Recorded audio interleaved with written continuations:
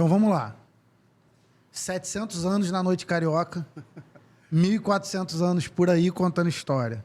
E não tem como começar um podcast com Fon do Cabana se não começar falando do Cabana.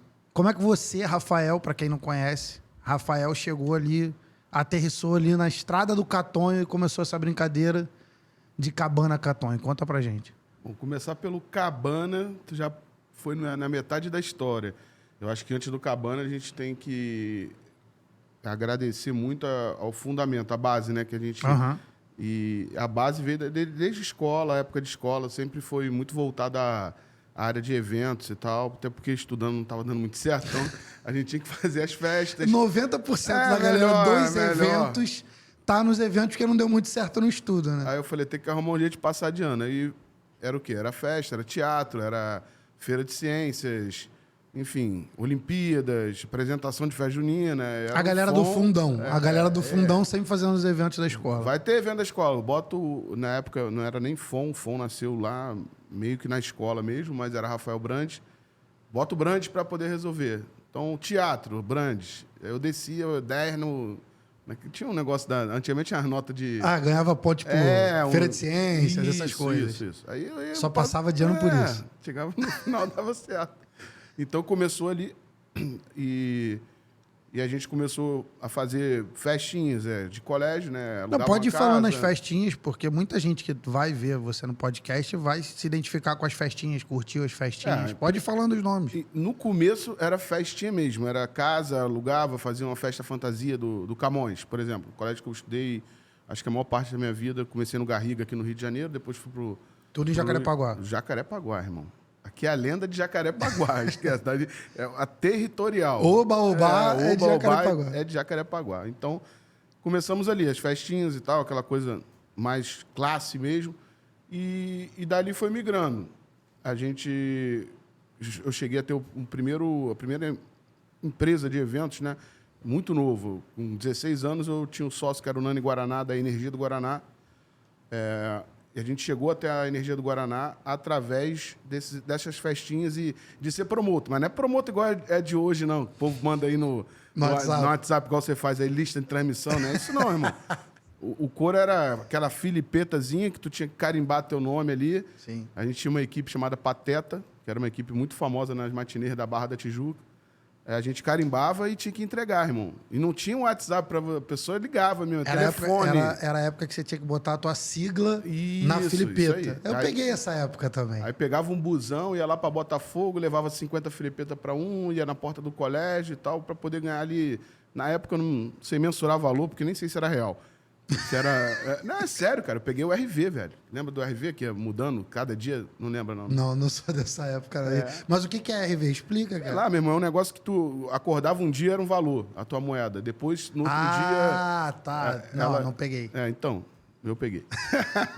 Não peguei. E a gente recebia, acho que era 50 RV, sei lá, um negócio desse. Acho que o nome é esse, eu acho. Se eu tiver errado, o pessoal da produção pode conferir. Mas acho que a moeda anterior do real era essa. Aí a gente ganhava ali 50 centavos, vamos botar para a moeda de hoje, 50 centavos por nome que entrasse com a tua filipeta na boate, na matinê e tal. Então começou essa história ali até eu chegar. Aí fizemos, vou falar nomes. Pode ir falando das matinês, porque as matinês também fazem parte do evento do Rio de Janeiro. Sim, fizemos ali Village, fizemos Slávia, Café do Gol. Slávia eu peguei. Café do Gol, Dado Beer. Estúdio 54. Estúdio 54, cheguei a fazer alguma coisa com o Emerson no começo da Estúdio 54, porque ali antes era na Slávia, a matinê, todo domingo na Slávia. A gente fazia, na verdade, a gente era meio que concorrente, mas amigo. A gente fazia o Village, né, que era eu e Rafinha, Rafael Curvelo. Sim. A gente fazia o Village, sábado e domingo era matinê, ou se eu não me engano era no mesmo dia, não lembro. Mas tinha a Slávia. Sim. Então, depois migrou para Estúdio 54, teve Rock in Rio...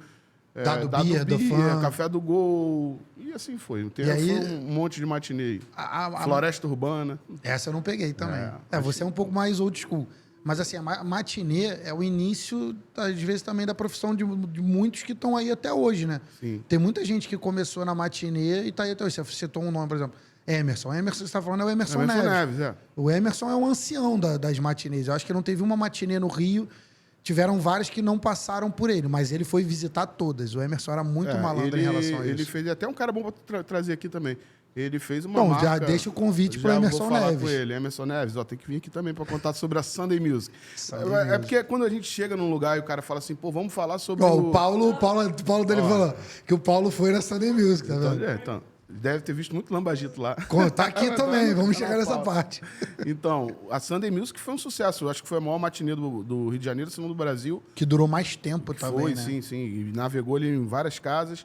E o Emerson Neves é um cara bom para falar. Então, mas antes da Sunday, com certeza, ele vai te contar muita história, porque até chegar a Sunday Music, teve muito... Sim, até pro Emerson chegar na Sunday é praticamente o mesmo caminho que o Fon teve que percorrer para chegar no Cabana, né? Eu lembro que a gente começou, depois dessas matinês Village e tal, teve a época das casas do Zé Maria, falecido Zé Maria, que era da Dubia. Da Dubia não, Big Field, Tem Tudo e a antiga Coqueluche. Verdade. A antiga Coqueluche. E a gente que fazia a Mega Team, era eu e o Rafinha. A gente fazia a Mega Team. Na época, lançamos, isso aí tá aí, a Camila Fialho pode confirmar, o Denis DJ como DJ, aí, na matinê das casas do Zé Maria. Do Zé Maria. Que, na época, a gente inventou o funk ao vivo com o MPC e trouxemos o Denis tocando. Denis tocando. O cachê dele, na época, era 300 prata. Eu já falei isso aqui uma vez, eu tava falando isso outro dia, porque a gente, como produtor de evento hoje, não consegue trazer um big player para dentro de uma boate com 800, 900 pessoas de capacidade, como o Denis, porque o cachê não aguenta mais. Mas 15 anos atrás a gente conseguia. Para você ver como as atrações viraram realmente popstar.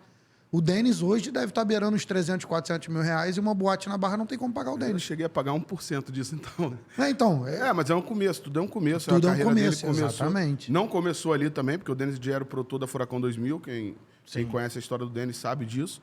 E ele veio ser um DJ de noite, começando nessas matinês. Fazendo as matinês da casa do Zé Maria, que a gente que fazia, era eu e o Rafinha. E botamos o Denis, até pedido da Camila na época, que eles tinham começando um projeto com o Sapão, falecido Sapão também. E aí teve esse projeto com o Denis DJ, tocando funk ao vivo na MPC. Eu lembro disso. Começou nisso. Então, a história vem assim, entendeu, cara? É matinê. A matinê é como se fosse uma... Como se fosse, não. Então, a matinê, ela na verdade, ela é uma pré-escola. Ela é a pré-escola dos produtores de evento. Porque a gente começa... Eu comecei também com matinê. Comecei ali na escola, como você falou, minhas filipetas e tudo mais. Só que a minha geração, acho que já estava saindo. Comecei na São Tomé. São Tomé. Cheguei a fazer lá com o Pedrinho. É isso aí, eu fazia ali com o Pedrinho. Peixinho tava também na época. Renatinho Extreme. Renatinho Extreme. Renatinho ficava lá pra mim, que nessa época eu tava rodando no Brasil aí, que a gente vai chegar nesse assunto. O Samuel, era o Samuel, Pedrinho, era essa galera, eu comecei ali com eles. Meu irmão, Renato. Teu irmão, Renatinho, era meu chefe. Chato toda a vida, mas era o Renatinho, verdade. Ele tomava conta lá pra gente. Então, você tá falando aí, ó. Já foi promotor nosso lá da matinê. Já, é o que eu tô falando. A matinê, pro produtor de evento, ela é uma pré-escola. E é uma baita de uma escola. Porque na matinê a gente aprende a... Moleque, eu lembro, moleque a receber, tipo, o artista. O fulano tá chegando. Na época, tipo, sei lá, os caras forfã, de Bob, eu já era um pouquinho... Gorille Preto. Era nessa época. A época do Agarra, o Gorille Preto era o fenômeno. Era na matinê mesmo. Então é isso. Começou na matinê, isso a gente está falando, lógico, óbvio, gente menor de idade, né? Sim. E nesse meio tempo da matinê, que aí eu vou chegar no Cabana, só vou citar, mas depois a gente vai voltando é a história. Nesse meio tempo aí, a gente começou com eu falei do Pablo Menezes aí, que hoje é uns caras da Qualicorp aí, da Qualistage, né? Ele foi meu primeiro, acho que, patrão de evento. Ele tinha PHD Eventos. Sim. Também é outro cara bom para te chamar para falar sobre isso. Vamos fazer junto, então, pô. A PHD Eventos, e era justamente onde a gente dava essas filipetas, carimbados e tal. E no final lá, toda segunda-feira tinha reunião na Uruçanga 40. Eu lembro até hoje o número da casa. Ele vai lembrar disso.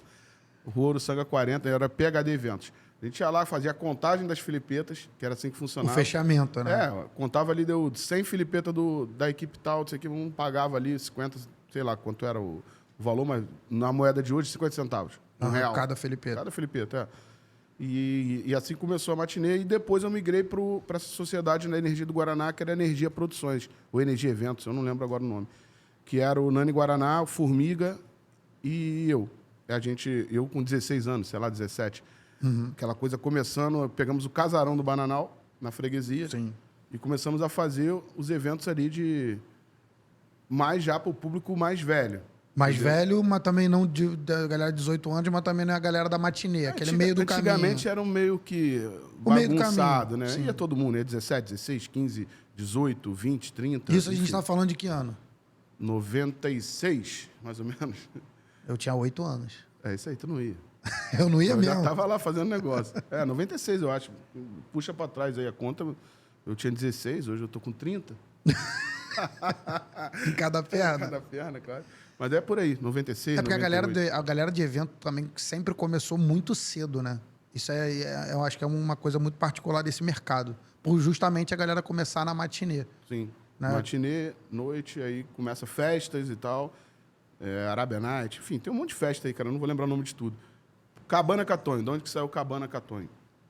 Isso é uma informação muito importante da onde saiu o Cabana Catonho, porque o cara que está na mesa de corte, ele era cliente. Do Cabana Catonho. Cara, o Cabana, eu costumo dizer, a gente até tem andado falando algumas coisas sobre Cabana um tempo, nos lugares que a gente vai, né? Uhum. Começa a bater papo, o cara, infelizmente não, felizmente a referência minha. Sim. Quando a pessoa me vê é o Cabana. Sim. O cara fala do Cabana, pergunta do Cabana, como é que foi, pô, aquilo lá.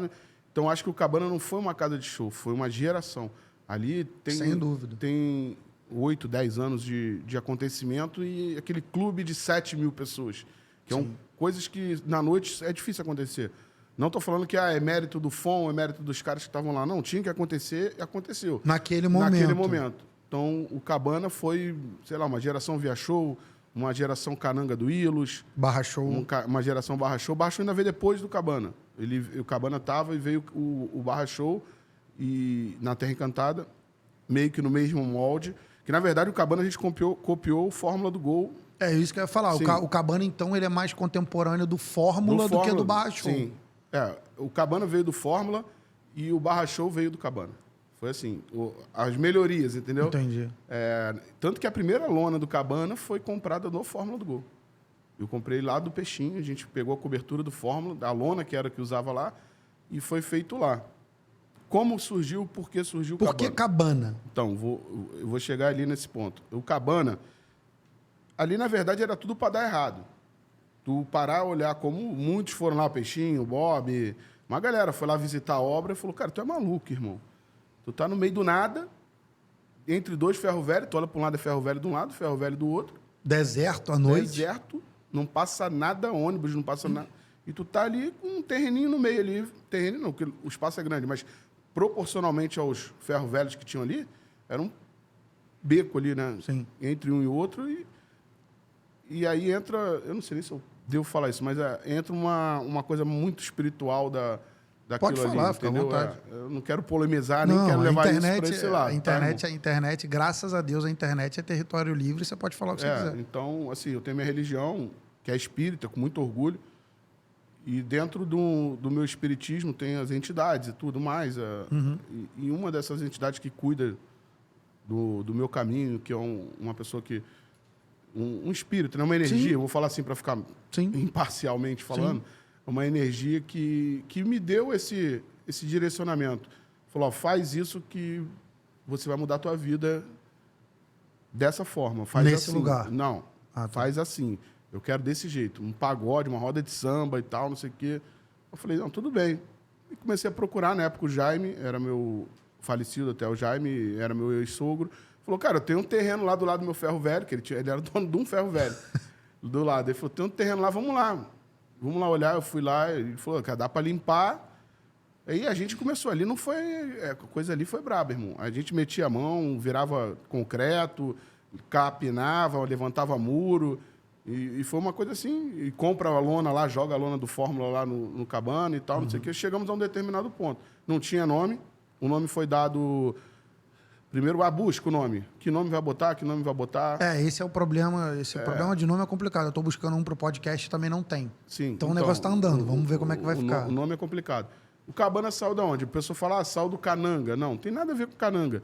A inspiração, sim. Porque eu acho que a gente tem que sempre reconhecer grandes projetos, grandes acontecimentos na noite. O Cananga do Ilos foi um grande acontecimento. O teu produtor que frequentava lá vai lembrar disso. O Cabana, quando saiu, ele tinha um adesivo de carro. Todo mundo usava. Eu lembro desse Que era adesivo. um adesivo com chapeuzinho, escrito Cabana, com 2 N's, um N invertido, e tinha um desenho meio que ondular ali, dividindo as cores branco e laranja.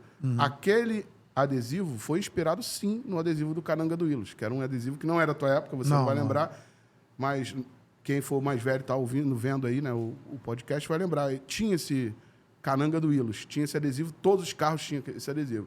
Então, o Cabana, isso se inspirou no Cananga. Sim, ok. O nome veio, se eu te falar, tu vai falar assim, pô, impossível. Eu indo fazer show, que eu também vou chegar nessa parte Tá aí aqui dos anotado, shows. tá tudo aqui anotado. Indo fazer show em Belo Horizonte. No caminho, em Barbacena, tem um posto chamado Cabana. É um posto de gás. O único posto de gás que tem daqui, tinha daqui para lá, era um posto chamado Cabana, que era uma cabana. Um restaurantezinho era uma cabana. E quando eu parei naquele posto, eu olhei e falei, cara, é esse nome. Pô, o troço é uma tenda, meu irmão. No meio do nada. No meio do nada. Como posto aqui, Cabana, é isso. Aí ficou naquela, ia ser Cabana Carioca, Cabana não sei o quê, Cabana não sei o quê. Eu falei, cara, vamos Catonho. Mas o nome é feio demais, cara. Teve uma época que ficou Cabana Carioca, não teve? Ainda tá até hoje lá, sim. O pessoal ainda tá lá alugando o espaço, tá Cabana Carioca. Mas a essência é o Cabana Catonho, cara, esquece. O nome é feio, Catonho é muito feio, cara. O nome, O nome Catonho é horroroso, Mas eu falei, cara, aqui a gente já mata 2 problemas. O nome da casa e onde é. Sim. No nome a gente já diz Cabana Catonho, acabou. Onde é? No Catonho, irmão. Fala. Cabana Catonho é um ponto de referência até hoje. Isso é verdade. Sim, Cabana Catonho é um ponto de referência até hoje. Lá perto do Cabana Catonho. Lá perto do lado do Cabana Catonho, lá, isso aí. E o Cabana ficou quanto tempo? Assim, a gente sabe que o espaço tá lá até hoje, a gente sabe que até hoje... Fala em auge. O Cabana Catonho durou quanto tempo? O Cabana no auge? Catonho, acho que 8 anos. 8 anos ali No auge, talo. 5, 6 e 2 ali já naquela fase final mesmo de casa, de projeto Cabana, porque aí começou a entrar outros eventos no... O Cabana Catonho, resumindo o seguinte, sábado, Furacão 2000, vou pro Sereno. Esse era o Cabana Catonho. Era a receita do bolo infalível, Acabou, né? era Do isso. bolo da vovó. O que era o Cabana? Pagode do Cabana, sábado, Furacão 2000, vou pro Sereno. O resto é outros eventos. Tipo, Mas o vai ter o fixo... show do Belo, vai ter não sei o quê. A partir do momento que eu entendo que foi o término do Cabana, acho que com 6 anos de casa, eu ia te perguntar isso. Em que momento você sentiu, assim, como foi quando sócio, que o Cabana acabou? Qual que você o pagode sentiu? do Cabana, Furacão 2000, vou pro Sereno. Quando acabou ali, pra mim, eu falei, não, acabou. Mas por que acabou? Já não estava virando mais? Cara, não, eu vou te falar, um grande não é culpado, pelo amor de Deus, não tô botando a culpa em ninguém. Mas acho que o grande problema pro Cabana foi o Barra Music. A abertura do Barra Music. Ela concentrou uma casa nova, moderna. Os caras no auge, com todas as casas dele, construíram um castelo lindo para 13 mil pessoas. Sei lá, a melhor pessoa para falar da quantidade ali é você. Acaba que o Barra Music, isso que você fala é uma coisa que eu converso com muitas pessoas, porque eu vivi a inauguração do Barra Music, eu vivi um tempo ali no Barra Music, e é engraçado que a galera do pagode mesmo, então, não só o Cabana, mas os pagodes menores e tal, a Roda de Samba do Valqueire, aqueles outros ali, os pagodezinhos agregados, todo mundo sentiu porque o Barra Music ele virou, vamos botar assim, uma esponja muito grande. Ele foi puxando gente de tudo quanto era lado e as casas foram enfraquecendo. Pois é, aí o que aconteceu no cenário da noite ali do Rio? O que era pequeno sumiu. Sim. E o Cabana, que era um gigante ali, diminuiu. A partir do momento que ele diminuiu, o que ele fez? Ele buscou esses pequenos para... Foi uma estratégia para sobreviver, isso. Então veio a Roda de Samba do Valqueire, veio o projeto do Pagode da Altamente, futuramente veio o Balada. Então juntou aquilo tudo numa coisa só e ficou ali no Cabana. Entendeu? Então, nesse momento eu falei, acabou o Cabana. E ali o negócio começou a não andar mais, porque, de certa forma, a galera desses pagodes também não conseguia mais ir só lá pro Cabana, porque para um era longe, já não era a mesma pegada. E tudo é moda, né, cara? O Barra Music veio... O Barra Music veio muito forte. O Maracanã da noite, né, cara? Então, veio forte, teve a época dele, foi o tempo dele, a geração Barra Music. Sim. E a gente teve que, mano, acabou, é isso. Tem que entender que passa, né? Passa, O Furacão 2000 vou pro Sereno, na época, por exemplo, a Furacão 2000 não tocava em pagode nenhum. Sim. Antes Cabana. Sim. Não existia isso. Furacão era só 2000. O baile da Furacão. Baile Furacão 2000, Castelo das Pedras, baile funk. Não tinha pagode no meio da... É um cenário que você não imaginava, aquelas caixas da Furacão 2000 com uma roda de samba. No meio, é. Hoje é fácil você olhar e falar assim, porra, desculpa a palavra, não sei se pode. Não, né? pode, fica à vontade, cara. Pode falar tudo. Tu olhar e falar assim, porra, cara, Furacão 2000 e pagode combina. Porra, antigamente era água e vinho, irmão. Vamos entrar numa parte que quando eu tava anotando aqui as coisas, eu tava conversando com ele o seguinte, vamos entrar numa parte que se você não quiser falar, a gente corta e vai embora e segue o rumo. Mas falando de Furacão 2000, não tem como não falar de Verônica Costa. Qual é a sua participação na coordenação, digamos assim, no marketing da campanha da Verônica Costa? Se você não quiser falar, cara, não precisa. eu não tenho problema nenhum de falar da Verônica Costa, problema nenhum, né? Zero, não tenho problema com Mas ela. você tem participação Tenho no participação sucesso. na campanha, sim. Eu acho que, lógico que... Não, mas olha só, uma coisa tem que ser dita. Cuidado Não com é o que você vai participação na campanha, é participação no sucesso da campanha. Sim, é. Porque tem gente que tem participação em campanha política, eu venho trabalhando nisso, você conhece também muito do meio.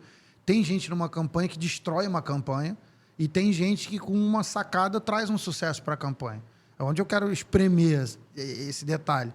Aonde entra o Rafael no sucesso da campanha da Verônica? Então, porque foi um sucesso a campanha que você trabalhou. A Verônica Costa, cara, ela tipo assim, eu peguei ela numa fase muito ruim na vida dela.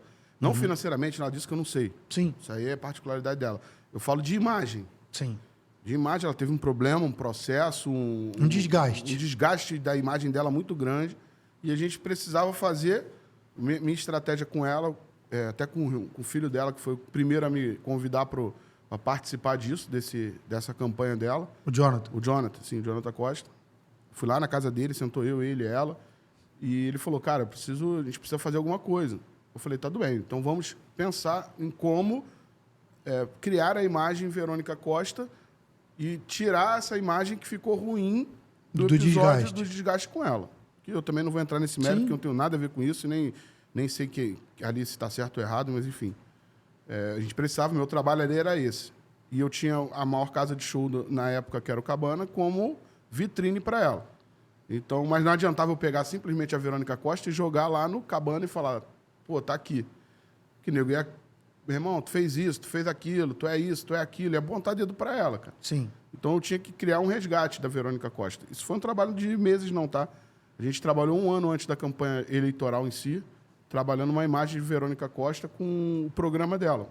Na Cara, CNT, na época, né? Não sei se foi Band, CNT, acho que foi CNT, né? É. E qual era o projeto? Tanto que o nome não era Programa da Verônica Costa. O nome era Programa da Mãe Loura. Sim. Eu falei, Verônica, esquece a Verônica Costa política, vamos resgatar a Mãe Loura do funk.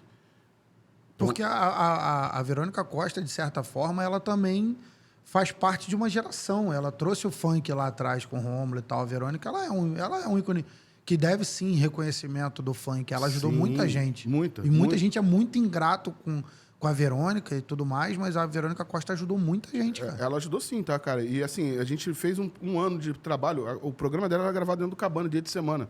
Era na terça-feira, eu montava um cenário pra gente gravar o programa dela e levava essas pessoas que na época já estavam na fama, mas que, por exemplo, eu vou citar um exemplo aqui, que ele já faleceu mesmo, não tem por que não falar. O Sapão, ele foi preso um tempo. Eu lembro disso. E a música do Sapão que mais estourou, aquela... Sim. A Verônica Costa levou um gravador, gravou dentro da cadeia, irmão. E a música E explodiu. eu tenho um depoimento dele falando isso no programa dela. Você tá entendendo? Foi aí que a música explodiu. E o cara saiu e sobreviveu até a morte dele do funk. Sim.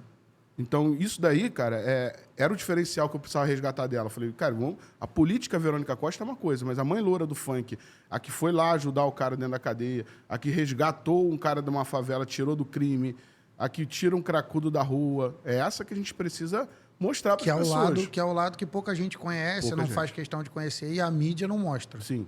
E aí a gente trabalhou muito isso, em cima disso, o programa dela, e indo na rua, indo nas comunidades, pegando depoimento, colhendo depoimento do que a Mãe Loura fez para você. Pô, a Mãe Loura fez isso, fez aquilo. E criamos esse programa que ficou lá até a eleição dela. Ficou 1 ano, acho que 1 ano e meio no ar. E na reta final da eleição dela, aí já entra a parte política mesmo, que é a coisa de campanha, Sim. que é básico para todo mundo, mas o pré é mais importante. Ah, sim. O pré foi importante e as estratégicas políticas, muita coisa ainda ficou para trás, tá? do que a gente montou. A gente tinha um projeto que, até se ela for tocar para frente isso depois, que era a boneca da Verônica Costa, da Mãe Loura. Aham. A bonequinha da Mãe Loura. A gente ia criar a boneca, chegou a ter molde, tudo. Então, mas enfim. E com essa receita toda, ela foi a maior votação da história dela. Então, é isso que E após um episódio ruim dela, de imagem. de imagem. O pior cenário de imagem da Verônica, ela fez, com esse trabalho todo, ela fez a maior votação da história dela. Então, eu queria chegar nessa parte de falar da Verônica, porque eu acredito que o Cabana, acredito que os eventos, toda a tua história ali, tua vivência de rua, de pista, de noitada, fez com que levasse a tua expertise para dentro da campanha dela, numa imagem desgastada e transformou em vitória. É muito legal falar isso. A gente conseguiu botar a Verônica Costa para anunciar Furacão 2000 sábado no Cabana, cara. Isso Que era uma coisa impossível. Impossível.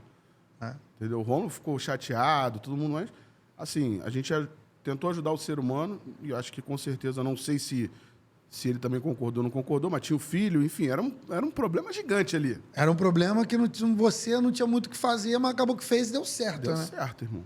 O que importa é que ela conseguiu se eleger numa votação histórica, dentro do histórico das votações dela. Ela conseguiu, e você tem seu dedinho lá de sucesso. Foi isso que eu estava falando. Porque quando eu falei antes, de chegar e falar de Verônica, será que ele vai querer falar ou não? Cara, mas assim, a gente tem dedo, mas se não for a pessoa ali, o produto, se o produto não for bom, irmão, é difícil. E a Verônica Costa é um produto bom. Bom né? demais. Ela é boa de levar. Ele é um canhão. Dá pra exatamente. fazer muita coisa com ela. Agora me fala uma coisa. Família JPA. Que história é essa? Dessa tatuagem aí no braço. Pesquisou isso aonde, cara? Né? Porque me falaram assim, não, o dia que o Fon for no podcast, você tem que falar. Rubinho, tem que né, falar. Cara? Deve ser do Rubinho. Não, o Rubinho nunca falou, não, mas o Rogério já falou. O Rubinho comentou por alto, assim. Até porque eu te liguei 40 minutos antes de você chegar. Então, muita coisa aqui saiu da minha cabeça. Nem com a Rafaela eu falei. Cara, o JPA Family, que é da tatuagem. Cadê a câmera? Mostra. Nunca sou apaixonado por Jacarepaguá, cara. Eu acho que se um dia... É sério, se um dia eu resolvesse alguma coisa... O cara podia ser apaixonado pelas Maldivas, Miami, eu sou apaixonado por Jacarepaguá. Cara, tem gente que na vida, né, tem que se fuder, né, Fon? Cara, tá aqui, tá tatuado aqui, ó. Jacarepaguá, JPA Family. O Family eu vou explicar, porque veio até depois o Family. O Jacarepaguá, ele tinha uns grupos de pessoas. Vai, cara, fala. Cara, que não é tipo assim, um grupinho mesmo de briga, coisa de gangue. Pode falar tudo, cara. Tinha a gangue da freguesia, a gangue da taquara, não sei o quê, mas então, a gente. Isso é um movimento que meio que ia tentar apaziguar isso. Por quê? Os caras iam pra matinê, eu lembro muito Hard Rock Café. Os caras quebravam, saiam na porrada. Claro Hall, antigamente era. A TL Hall. A TL Hall, Metropolitan. Metropolitan. Eles iam pra lá e saiam na porrada, um lado do outro, e não sei o quê, e a briga comia ali, e marcavam, tipo, era o hooligan da Taquara contra o pessoal da freguesia, ou do Meia, entendeu? Tinha essas rivalidades de gangue, de briga. Sim. Coisa de molecada, De cara. molecada. E aí, quando eu tive uma certa ascensão fora do Rio de Janeiro, tá?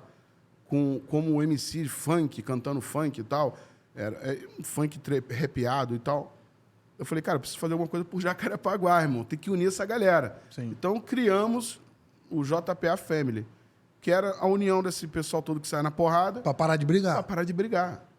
Entendeu? E criamos aquela família ali. E eu era meio que o representante deles, artisticamente falando. Tá? Porque eu não saía na porrada com ninguém, não ia pra brigar nada, mas...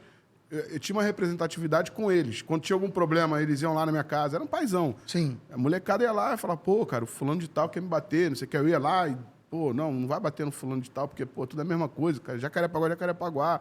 Vambora. Amenizou um pouco, mas... Acaba que continua, não adianta. Não sei se ainda... Eu acho que não tanto como antes, não. Até porque esses malucos agora estão tudo com família. Não, é diferente. A molecada é outra geração. Tem mais o que fazer, tem internet, tem... Aquela época não tinha muito o que fazer. Mas você estava falando que você ganhou notoriedade fora do Rio de Janeiro, fora de Jacarepaguá. O que era? O MC Fon? O MC Fon, cara. O MC Fon rodou o Brasil inteiro, cara. MC Fon saiu cantando por aí. Isso aí foi... Então, o MC Fon veio depois do Lambagito. Tu tá deixando o Lambagito por último, né, cara? Tu quer fazer um bloco só de Lambagito. Lógico. Então, o MC Fon, ele nasceu de um projeto... Que, aliás, esse aí, cara, é uma parada que dá pra bater no peito aí e falar que... Não estou falando do MC Fon, mas o projeto em si foi pioneiro no Brasil, no Rio de Janeiro. Acho que o primeiro escritório de funk do Rio de Janeiro foi eu que montei, cara. que era um computador numa sala, na época do Cristiano, que era o Girão Produções, Aham. que não existia. Existia o empresário, o anotador, o cara que ficava com a agenda, né? Sim. Que antigamente a gente falava assim, quem cuida da agenda da Tati Quer Barraco? É o Márcio. Sim. A agenda é com ele, liga para ele, no telefone. Isso era o empresário. Então, o empresário nunca foi empresário. Ele marcava show. Sim. Como eu também já fui. Sim. Tipo, era mais um ajudante de ordem ali, do dia a dia. O cara que tira pedido ali, o cara da agenda. Eu cuidava da agenda.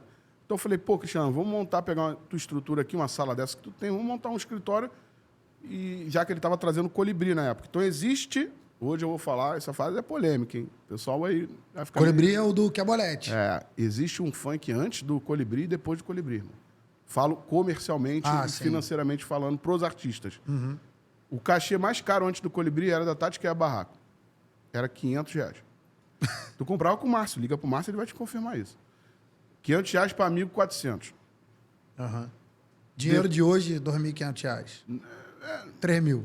Tô falando daquela época. O Colibri, quando veio que estourou o bolete, que veio para a mão do escritório do Girão Produções, o Cristiano botou a R$1.500. Primeiro cachê do Colibri. Ele era 300. Que era assim, o cara estourado 500, o que tava com uma música ali, Malha Funk, Bonde do Vinho, não sei o que, era 300 pratas. 300 pratas. Guriri Preto e tal, tudo 300. Hoje não paga nem a van isso, né? Né? Mas no dinheiro de antes pagava. Era R$300, o cara estourado 500. Colibri veio, vamos botar 1.500. Falei, cara, isso não vai dar certo, essa maluquice aqui. Botou, deu. O troço foi 1.500, 2.000, 2.500. Isso a gente está falando de uma época que era R$300. Aham. Tipo, era mais do que triplicou o cachê. Sim, então hoje os caras fazem show a 100 mil, pô. Sim. Entendeu? Então, o funk se deu um start com o Colibri, com a Girão Produções. Muitos escritórios nasceram depois de funk. O próprio Peixinho montou um com o Geleia, com a Rose, que era do Fórmula. Sim. Que era lá dentro do Fórmula do Gol mesmo. Ele foi lá, conversou comigo, como é que foi, como é que funciona e tal. Camila Fialho sentou comigo, quero montar um escritório, não sei o quê, como é que funciona. A K2L hoje é a referência. O maior escritório de funk do Brasil. Não só de funk, agora que ela expandiu, mas foi por muito tempo o maior escritório de funk. Funk mesmo, o cara cuidar de funk. Sim. Foi a K2L. E dali saiu grandes artistas de cachês. Ela fez o que o Cristiano fez na época com a Girão Produções. Pegou o artista de R$500 ali e transformou em 1.500. Um exemplo, um case de sucesso da K2L é a Anitta e o Naldo. Que ela pega a Anitta ali na Furacão 2000 MC Anitta, ela pega o Naldo ali, infelizmente, na tragédia do irmão, sem muito saber o que fazer, e a Camila transforma a MC de 1.500 Anitta para 50, 80, 100 mil, sei lá quanto chegou esse cachê aí, acho que bateu até mais de 120. Isso aí. Trabalhou lá, quanto era o cachê maior? 120 mil, né? É isso aí. Então, Não, eu lembro. pra tu ver. Não, eu lembro, porque nessa época, eu também como produtor de eventos, eu lembro que foi um período, tipo assim, você ligava pra Furacão pra pedir a Anitta, tava começando, e tipo, na semana seguinte ela já não tava mais na Furacão. Eu tenho uma história da Anitta que se eu te contar dessa época aí... Não, então... Acho que nem na Netflix apareceu, tá? Então, aí liga na Furacão pra pegar a Anitta, sei lá, na época R$1.500. Aí na semana seguinte... 1.200 que era. Era um negócio desse, tu liga na K2L... quanto tá a Anitta? Agora tá 10. Peraí, uma semana de diferença. Não, mas agora é 10, porque é um outro show, é um outro negócio, e a gente, produtor, né? Tipo assim, pô, tá viajando, ninguém vai pagar 10. Depois a gente corria, pedalava pra, pô, Camila, por favor, faz a 10 pra mim. Faz a 10. Então, nessa época aí, cara, eu comprei da Anitta, acho que umas 3 datas, quando ela tava na Furacão, quando ela tava já na transição de ir pra K2L, eu comprei 3 datas dela e segurei essas datas pro Cabana Fantasy. Porra, a Camila fala disso até hoje. Que eu sempre dou uns tiros do Cabana Fantasy, era uma festa muito grande, era uma vez no ano, então já tinha aquela data. Sim. Eu falei, no começo do ano eu comprava o artista. Primeira porrada que eu dei na Camila disso daí foi o pacote Naldo, Sapão e Márcio G. Que eu comprei a 10 mil, 9 mil, acho, no começo do ano. Quando chegou lá para fazer outubro, 11 de outubro, só o cachê do Naldo era 70. Mas já tava pago, né? Tava pago, irmão. E ela foi lá fazer. Nunca descumpriu, não. Mas foi lá fazer, fez os 3 e a Anitta foi a mesma coisa. Eu comprei lá 3 datas, ela não deixou eu fazer as 3, é óbvio. Mas eu fiz uma. Ela fez o Cabana Fantasy, a Anitta. Na época, o cachê dela era isso também, 100 mil, 80 mil, sei lá. E eu comprei a 1.200 na época. Que até eu vou te contar a história, Pode contar. Vou te dar essa. Ah, vai sair corte, hein, Paulo? Vai sair corte. Não sei como. Nem na Netflix saiu isso. Cara, a Anitta, uma história. A Anitta foi assim na minha vida, né? Ela era cliente do Cabana. Cliente Sim. mesmo, de frequentar Larissa. Não a Anitta, porque a Anitta veio naquele. Tipo assim, acho que o surgimento da Anitta começou por ali, nessa época mesmo de Cabana, mas ela fez um projeto, uma música, até começou a tocar no DVD do Furacão. Eu tinha um secretário meu que era conhecido dela, começou a me perturbar. Falar, cara, tem uma menina muito boa, a música dela tá tocando, lá de Bento Ribeiro e tal, da minha área, que não sei o quê, blá, blá, blá. Eu falei assim, pô, cara, tá, manda a música aí pra eu ver. Só que, pô, na época, meu irmão, eu era dono do Cabana, tinha vários atarefamentos, nem sei se a palavra é essa. Várias coisas para fazer, não tem problema, relaxa. É? Vários compromissos. Então não tá. Fica na mais verdade, empresarial. Fica mais. Tinha muita outra coisa para prestar atenção do que numa artista que estava começando ali. Mandei uma praga de um produtor meu, não vou falar o nome para ela não saber, porque se ela ver aí, ela vai ficar chateada com o cara.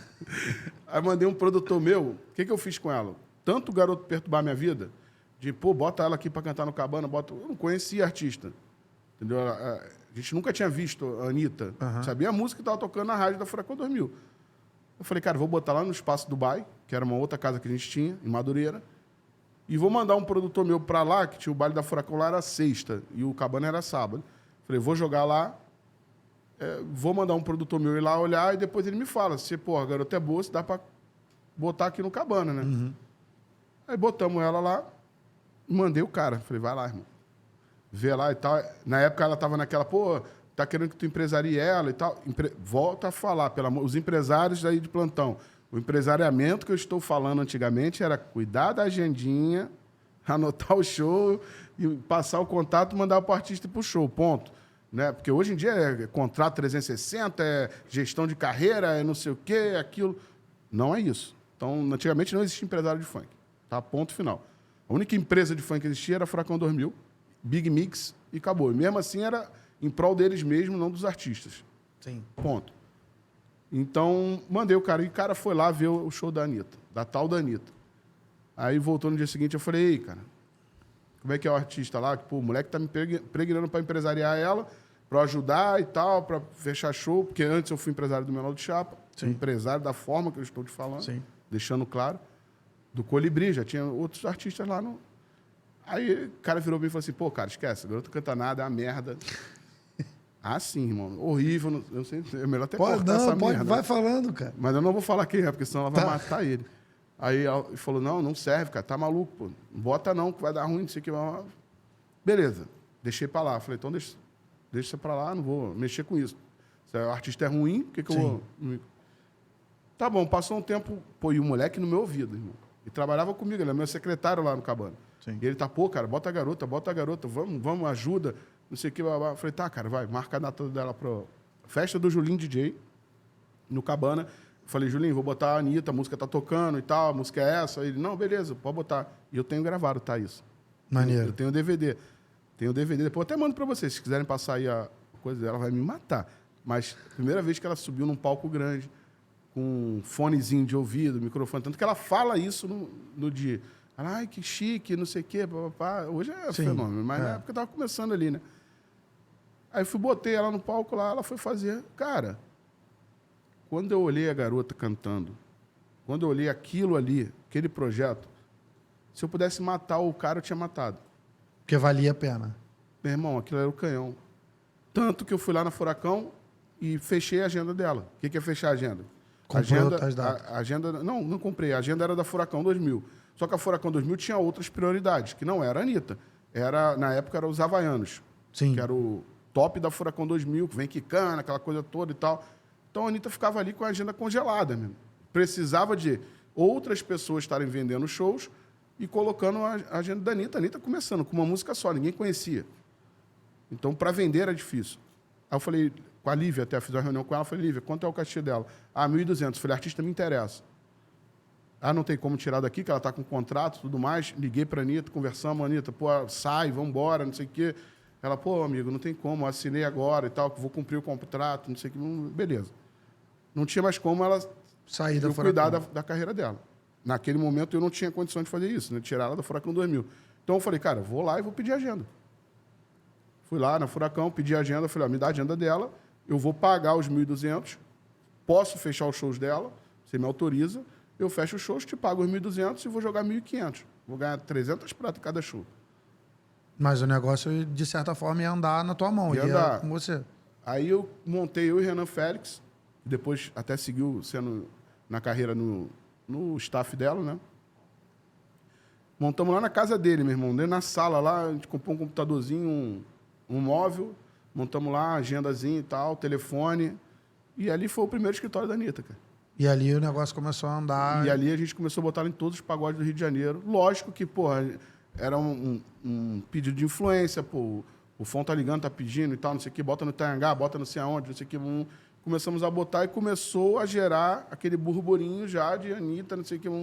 Até que o Renan levou isso tudo lá para Camila Fialho, ela viu a garota. Eu participei da reunião pós-contrato fechado com o K2L. Foi até no restaurante, ela estava. A Camila virou bem e falou assim: Fon, essa garota vai ser a nova Ivete Sangalo. Não errou. Não errou o tiro. A Camila é muito fera, irmão. Muito fera. Muito fera. Eu não sei o problema, nem quero entrar nesse mérito que teve entre as duas, mas ela é muito fera. E ela tem a visão, ela sabe. E ela fez acontecer, né? Porque, de certa forma, se não fosse a Camila Fialho, a Anitta estaria até hoje ou não estaria mais lá na Furacão 2000. Ou não. Já. Não, na Furacão não sei. Com certeza ia não. Tá lá. Não, mas eu tô dizendo, se não fosse o plus que a Camila deu na época, talvez a Anitta demorasse mais tempo para explodir. Mas eu acho o seguinte, ela tem que ser grata a esse feijão com arroz, a Anitta, porque a Furacão 2000 é importante para o artista de funk. É aquilo que eu falo, aquela escola, aquela coisa, aquele feijão com arroz, ele pegar 150 prata para ir fazer 10 shows da Furacão 2000 na noite. Rodar, dar quilometragem pro carro, aquela coisa. Para ir pegando experiência isso também, aí, né? pegando o coisa. Então foi importante para ela, tenho certeza que ela não vai falar diferente disso, que aqui a Furacão 2000 foi um momento importante para ela, sim. A Camila Fialho também foi um momento muito importante para ela, sim. E ela, cara, a Anitta é um fenômeno de pessoa, uma pessoa visionária, é uma puta empresária dela mesma, entendeu? Quem gera a carreira da Anitta é a Anitta, irmão. Desde o início, tá? Desde o início. Mas que naquela época praticamente não existia isso, né? Era o que você falava. Estava sempre na mão de alguém, de um empresário, de um amigo, de um parente. Tinha que ter alguém por trás, porque é muito difícil, cara, tu chegar no... Hoje em dia é um pouco mais fácil. Com a internet facilitou as coisas. Mas na minha época era muito difícil, irmão. Não tem esse negócio de, bota um videozinho, viralizou. Não existia na internet, cara. Eu falava com a Anitta no BBM do... BlackBerry da Nextel. BlackBerry da Nextel, irmão. Tinha internet. Era mensagem para lá, mensagem para cá, para poder ter uma mensagem de texto, ou ligava. Ou mandava rádio.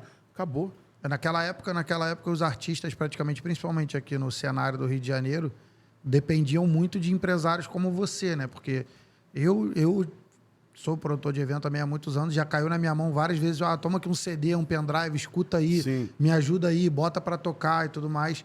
E, assim, a gente que tem evento semanal, naquela época era muito mais fácil de ajudar do que hoje em dia. Hoje em dia já chega pra gente mastigado, um DJ que começou semana passada, já chega numa van com 5 produtores, fotógrafo, videomaker, nutricionista. Cara, é uma troca de ajuda, né, irmão? A gente tinha uma casa na época que ficou ali, quase uma década aberta. E era o baile principal da Furacão 2000, sem sombra de dúvida. Aí naquela época principal, assim, era o Cabana, tinha o Pânico Ferrari. Não tinha... Sexta-feira era o Pânico Ferrari, Cabana... Primeiro começou ali Furacão 2000 no Mas Cabana. Quem ali você tinha de concorrente, assim?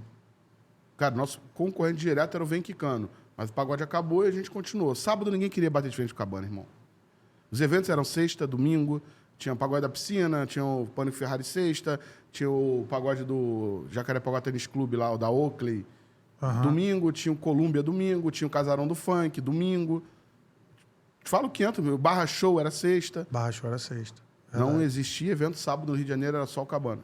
Ninguém queria bater de frente. A verdade é essa, o cara vai bater de frente com o Maracanã ali. Cabana, mano, a Furacão 2000 era de ponta a ponta, não tinha como montar aquela equipe em lugar nenhum no Rio de Janeiro.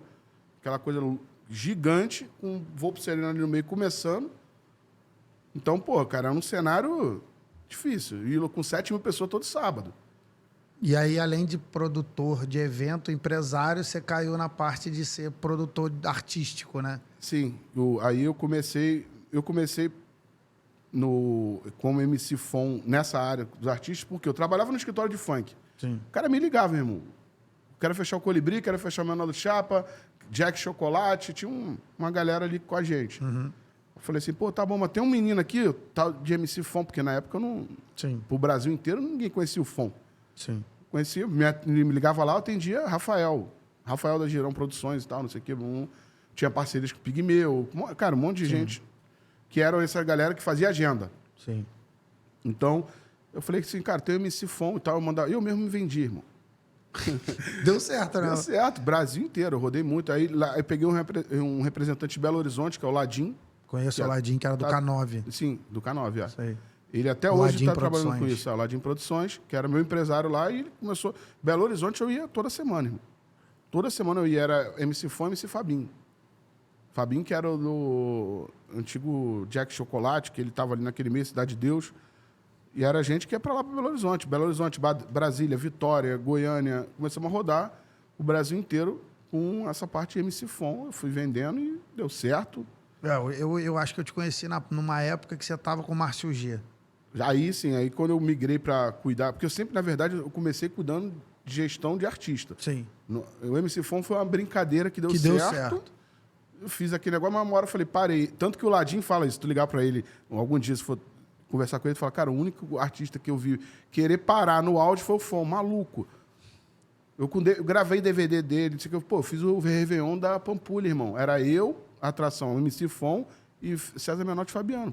Porra. Tá, por que você parece com ele? Podia ser o terceiro integrante. Gordinho. Era a gente lá em Belo Horizonte, irmão. E eu falei, não quero mais não. Por quê? Cabana. Eu até larguei tudo nessa parte de artística por causa do Cabana. Uhum. Mas aí, tinha o Menor do Chapa para cuidar, tinha o Jack Chocolate, Colibri. E eu falei, cara, não dá. Ou eu foco em cuidar da carreira dessa galera, de agenda, Sim. ou eu vou ficar rodando no Brasil fazer show. Os dois não dá dando certo, então parei. Ali eu falei, não, chega. Cheguei a fazer algumas coisas aqui no Rio de Janeiro também, cantando, mas por causa do Colibri. A gente vendia o Colibri e empurrava o Fon junto, para abrir. Então, praticamente, assim, na tua história de vida, tudo que tu tem praticamente veio da noite. Veio do trabalho Sim, artístico, noturno. desde a escola, como eu te disse. E depois da escola, minha primeira profissão na noite, em coisa de evento, foi ser DJ. Uhum. Eu tinha uma equipe de som, que era Sound Factory, eram 3 sócios, eu, Glauco, falecido, e o Thiago, que até está vivo, até hoje, graças a Deus. Não, eu falo está vivo porque eles sofreram um acidente de carro. Sim. E o Thiago sobreviveu, os outros 2 morreram, faleceram. Um deles era o Glauco. Então, eu comecei como DJ com a Sound Factory. E quem me ensinou tudo foi um outro cara, que era o Júnior, que tinha uma equipe chamada Curtição Rio. Não, Curtição Rio não, perdão. Esqueci o nome da equipe, dele, vai me matar. Mas era uma equipe de som, Criação, acho. Uhum. Aí, aquela coisinha de festa. Comecei a fazer festinha de 15 anos Sim. e tal, não sei o que, ali como DJ. Migrou daí para fazer os eventozinhos e aí veio o Lambadito na história. Essa parte que eu queria chegar. Eu tava, onde tu quer chegar, eu tava né? indo devagar para chegar na parte da lamberótica. Entendeu? Não é nem lamberótica. É porque você dançando deveria ser Não uma existia. coisa... Cara, deveria eu não ser sei uma coisa dançar, tá, sensacional. irmão? Eu não sei. Então, como é que você não sabe dançar E você fez 7 anos disso aí. e né? foi parar num grupo de lamberóbica? Então, cara, assim, Não parece, mas ele tinha cabelo, tem a foto era aí. magro e dançava. Bota a foto aqui para você. Dá pra botar a foto aqui? Me dá que eu consigo botar. Passa pra ela. Manda pra mim que eu consigo botar por aqui. Até mas para vai falando. homenagear a galera do Lambadito também. Cara, o Lambadito aconteceu o quê? 96, apresentação de feira de não sei o quê do Luiz Camões. A gente tinha que inventar alguma coisa. Rapaz, vou na... Tu tá rindo? Aí fizemos uma coreografia lá para apresentar. Era eu, Guto e o Roger. Os 3. Fizemos e tal, apresentamos aquela dancinha lá de feira. Eu não lembro o que era, feira de cultura, eu acho, um negócio desse. E o negócio, nego, tipo assim, cara, na época era novidade. A galera ficava olhando, caraca. Aí as menininhas da escola, gritando. Aí a gente, cara, esse bagulho vai dar bom pra gente, vamos montar alguma coisa. E aí quem deu o nome até foi o Guto. O nome foi ele que deu. Ficou Lambagito. Beleza, vamos embora. Só que antes era difícil pra caramba, irmão. Isso daí era na época que a lamberóbica estava em alta. Sim, Tinha os a grupos Ilha dos de... Pescadores isso aí. tinha ali a origem no Rio de Janeiro dessa lambarópica. Foi do Filhos do Sol, que era o Bruno Bacana e Carvão. Aham. Não sei se tu vai Não, conhecer, eu não conheço, mas como eu sou muito amigo do Duda Patinho, O Duda da Feras da Lambarópica. o Duda era da Feras da Lamberópica, mas o Duda andava com esse carvão Sim. na época que eu andava com ele. O Carvão vai me matar, cara. Hoje ele é mestre de MMA. É, uma parada dessa aí, porque eu encontrei com ele, com o Duda um tempo atrás, ele tava tipo. moicano, fortão. Carvão, mestre Carvão. Era Mestre Filho Carvão. do Sol. Ele, Bacana e o Bruno. E depois veio... Depois não, nessa mesma época ali. Sem o Duda Patinho, Luiz Fernando e a Marcele, que era o Feras da Lambaróbica. Tinha o Marcão, que era a companhia do Marcão. Mestre Marcão. Mestre Marcão. Eu acho que eu achei a foto aqui, Rafa. Peraí. Tinha os Teletubbies também, que eu não lembro agora. Os Teletubbies. É, isso aí. Essa galera fazia ali a Lambaróbica da ilha e a gente começou a embarcar nessa onda. Só que, volto a te falar, era muito difícil. Irmão, fazer sucesso antes era difícil pra caramba, cara. Hoje em dia é mais fácil. Muito mais. Pra gente pegar uma música, tinha que pegar um avião. Né? Aí, ó. a foto do Lambagito. Isso aí já foi mais avançado. Tá o Nelsinho. Cadê? Calma aí. Sumiu. Ali. Vai. Lá na ponta é o Nelsinho. O Roger já não tá mais aqui. Tá o Guto lá, da direita para lá daquele canto. O Nelsinho. O segundo lá em cima é o Guto, que hoje é advogado. Meu advogado. Teu advogado, Meu advogado, inclusive. por sinal. Reitor da Estácio de Sá, de curso Não, de Direito. o cara é Brasil. crânio. Vou trazer ele aqui. Aqui é o Guilherme, que hoje é do BOP, policial. Aqui é o Marcelo. As meninas, tá a Bárbara, Tati, Carol e a Priscila. Tá, mas e esse cara aqui? E esse sou eu. Esse cara aqui é você, com cabelo e magro. É isso aí. Esse sou eu. E assim, a galera ali dançava. Eu não, irmão. Esquece, eu nunca soube dançar. Mas a gente tinha que... Tipo assim, tinha uma mente ali. Eu era o cara do microfone, era o cara que organizava, era o cara que liderava o grupo. E a gente fez 7 anos de sucesso com o Lambagito. Né? Foi uma... A gente dançou, se apresentou. Todas as casas do show do Rio de Janeiro. Rio de Janeiro, que eu falo. Sim. E antes, como a gente estava falando da dificuldade, você tinha que pegar um avião, ir para Porto Seguro. Não tinha outro caminho, tá, irmão? É porque naquela época, Porto Seguro era o hype da parada, né? Sim, Não era isso? não tinha... Lá era criado através da companhia da Chamois, que era a Troupe Dance, que fazia as coreografias. Tu é velho mesmo. Eu tinha que pegar o avião, ir lá, pegar a fita cassete com as coreografias, trazer o CDzinho com as músicas, trazer para o Rio de Janeiro, parava em frente a uma televisão, botava o cassete, ficava treinando aquela parada para poder ensinar para os caras e levar nas aulas, que a gente dava aula em 10 academias no Rio de Janeiro. Então a gente pegava... Era assim, não tinha internet para mandar, um YouTube para tu ver, nada disso. Tu tinha que ir lá pegar a fita, trazer, ou você esperava os caras lançar. E tu foi modelo também? Cara, de onde é que você que tá mandando essa foto pra ele? Para com isso, cara. Não, eu tô perguntando, você também foi modelo, além de empresário, produtor, dançarino, MC. Esse negócio não... Caraca. Pior que você não pode nem xingar, porque foi a tua esposa. Fala aí, tu foi modelo Tu também. tá quieto aí olhando pro telefone, né, cara? Ué, Cara, a gente fez umas fotos aí. o maneiro é que ele não consegue falar, tá ligado? Ele a gente fez umas fotos aí. Mas fala a história dessa foto aí, depois tu volta pra Porto Seguro, não tem problema não. Quem fez essa foto foi o Daniel, era fotógrafo da Playboy na época. Foi demitido depois disso, né? Aí, tá aqui. Não saí em nada de Gega Magazine, nada disso. Não, foi umas fotos aí. Mas cara. continua, tinha que ir lá em Porto Seguro buscar a coreografia e voltar. Pra você ser pioneiro na coisa, você tinha que fazer isso, não tem jeito. Ou você esperava os caras lançarem na Ilha dos Pescadores, ficava ali decorando e copiava. Só que para você se igualar a eles, tu tinha que fazer o que os caras faziam. Né? Isso não é só a gente que fazia isso, não. Todos eles faziam. O Duda me falou muito isso, que ele tinha um lado Feras da Lamberóbica que ia também, pegava a coreografia, Pegava voltava. lá, os caras só para isso. Às vezes mandava meu irmão, que eram temporadas. Eles lançavam um cassete na alta temporada e lançavam uma no meio do ano. E ali era 13 músicas. É dessa época, dessa geração aí da Lamberóbica que veio o Professor Júnior. Sim, aí o Professor Júnior veio, depois veio a banda dele, a Cia Show. E o Lambagito foi isso, cara. Ficamos aí 7 anos com essa galera aí fazendo show e correndo atrás.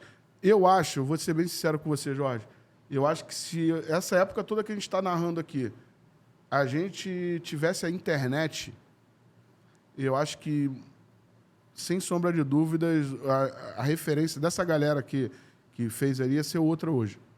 Entendeu? Porra, Essa é a referência que você está querendo dizer.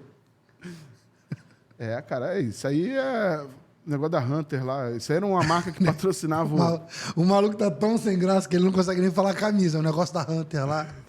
eles patrocinavam, não, dava apoio. Patrocínio antigamente, cara. E outra coisa, a gente fazia isso aí de graça, a maioria das vezes, tá? Chega, Jorge. Não chega, agora acabou. Bota o fundo aí. A gente fazia muitas das vezes por gostar. Pra ganhar 100 reais ali pra dividir pra 5. Às vezes 10 reais pra cada um. Cara, a gente montava o palco pra dançar, irmão. O Duda já me falou uma parada dessa, mais ou Pegava menos. a madeira, perna de 3, pra tu poder subir, porque o cara cagava da festa, queria botar o som. A gente tinha que montar um palco pra gente subir pra dançar no cima do palco. Era uma situação... Assim, a gente fala... Só um minuto. A gente falando de Ilha Tá dos... dando tempo lá já? Não tem tempo não. Aqui tá pago já. O que vocês estão... Ela quer fazer uma pergunta, então faz sua pergunta, vai. Não, eu queria saber se você nota alguma diferença dessa galera que começava lá atrás, essa garra que corria atrás, confetava e montava o próprio palco, corria atrás das próprias coisas, para de repente uma galera que está começando hoje. Se tem uma diferença. Você tem um peso diferente na força de vontade. Não tem um peso, mas na força de vontade, na exigência, na disposição, de repente, de fazer o que precisa ser feito. Você vê diferença para a galera daquela época e para a galera dessa época atual? Então, com certeza a diferença. O cara que fazia evento antes, dessa geração, o cara sabe fazer, tipo assim, De tudo um pouco. da filipeta, da arte ali. Se você me der um Photoshop, um CorelDRAW aqui, eu vou abrir, vou montar uma filipeta, vou na gráfica, vou imprimir, vou entregar, vou montar o bar, vou montar o palco, vou montar o som, A nossa geração, a gente aprendeu ralando mesmo, né? Hoje em dia tem empresa pra tudo. Não, hoje em dia não, cara. E hoje em dia, é o que eu te falo, a internet, eu acho que, de repente, o Fon seria uma lenda se tivesse internet na época, irmão. Sem Seria um dúvida. influencer desse maluco aí, o personagem Fon, com certeza seria alguma coisa de sucesso absoluto de internet. Porque o cara, tipo assim, marcou uma época ali. Sim. Que não tem isso, não tinha internet.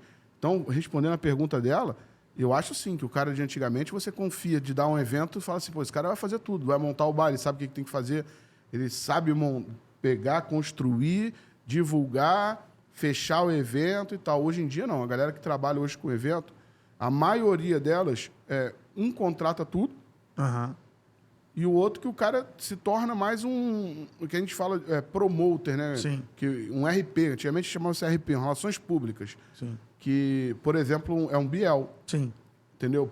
Pode ser que ele saiba fazer tudo, mas ele já me disse várias vezes, pô, não, irmão, minha praia não é essa, minha praia é relacionamento, é trazer gente, aquela Sim. coisa ali, aquele clube, é criar um conceito e tal, mas isso tudo atrelado à internet. Sim, eu como produtor de eventos, eu tô nisso há um bom tempo também, e a gente vive a transição, né? As gerações vão passando. Por exemplo, eu cheguei a pegar para o Sport Go, o Jorge Grosso era referência do negócio. As casas iam indo... Ará, pô. O próprio Marcelo Ará vai vir aqui também. Eu cansei de botar meu nome na lista do Marcelo Ará para ir para boate, cara. E era no telefone, irmão. Sim. Cartinha. Cartinha do Ará chegando em casa. Chegando Que em todo casa. mundo no Rio de Janeiro que curtiu Noitada de 2002 a 2022 recebe uma cartinha do Ará pelo menos uma vez por ano de algum evento que o Ará faça. E essa carta daí, a gente recebia o convite ali, tinha que botar o nome na lista, mas não tem o WhatsApp para você falar com o Instagram. Hoje, cara, você faz uma filipeta. Antigamente, quando a gente fazia, era a pergunta dela, tu fazia 5 mil, 10 mil filipetas. Sim. Para dar na rua, isso eram 15 dias, irmão. É. Para tu entregar ali na rua, distribuir ponto a ponto e tal. Hoje em dia, e para atingir dos 10, 15, 20, 30 mil filipetas que tu fazia, tu conseguia atingir ali, sei lá, 5%. 5%. Sim. 1.000 pessoas iam no teu evento, vamos botar Sim. assim, no evento de uma festa. Para você falar com isso, tu tinha que fazer 30 mil filipetas. Hoje tu bota uma foto, tu fala com, sei lá, 100 mil, 200 mil pessoas ao mesmo tempo. Era nessa parte que eu estava chegando. Porque a gente vem pegando a transição do mercado. A gente está há muito tempo vem dessa parte também da produção, de ter que dar um jeito de fazer o negócio acontecer. Ia lá na SAG, lembra? Na SAGráfica? Sim. Do Fabrício, com o Rafael Zatar. A gente vinha fazendo as filipetas, vinha fazendo o negócio andar. E hoje em dia, a geração que a gente está vivendo de promoter hoje, de produtor de evento, ele nada mais é...